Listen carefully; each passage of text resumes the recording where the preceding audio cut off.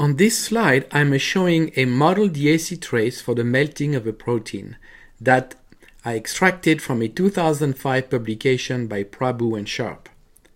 This model DAC trace shows that the thermal denaturation process is accompanied by a large change in molar heat capacity. This is indeed expected on the basis that proteins have a much more constrained and ordered structure in the native state than in the denatured state. Indeed, upon denaturation or melting, there is a tremendous increase in conformational freedom. More conformational microstates implies a larger number of closer conformational energy levels, hence a higher molar heat capacity.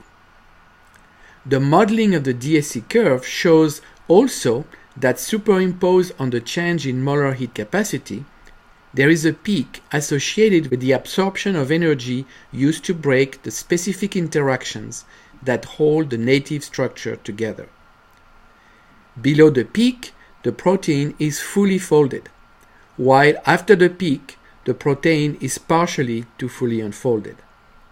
The temperature at the maximum of the peak indicates the temperature where the rate of unfolding is highest. Such data can be analyzed to yield a plot of the fraction of unfolded protein as a function of temperature. Such a plot is shown on the left-hand side. Note that the unfolding occurs cooperatively over a very narrow temperature range and is an intramolecular process. The process of protein melting is fairly complicated because it reflects the disruption of a number of different interactions, hydrophobic as well as hydrophilic. In contrast, the melting of DNA is a little simpler to predict, as it can be understood in terms of a breaking of hydrogen bond and stacking interactions.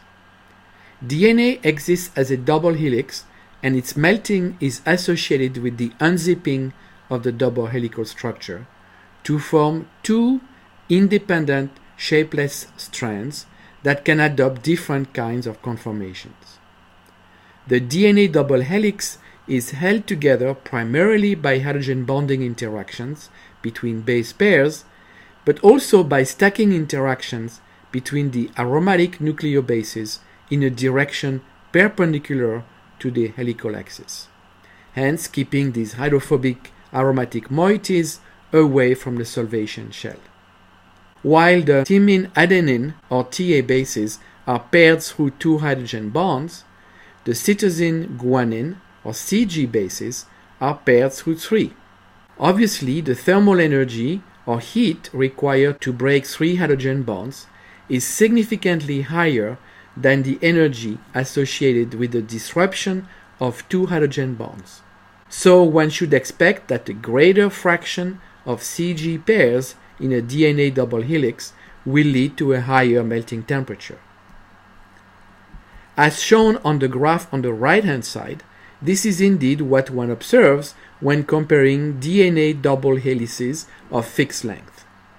More thorough studies have also shown that the melting temperature of a double helix increases with the length of a double helix and the concentration of cations such as sodium ions in solutions, as these ions shield the negative charges on the phosphate groups and decrease the repulsions between such groups.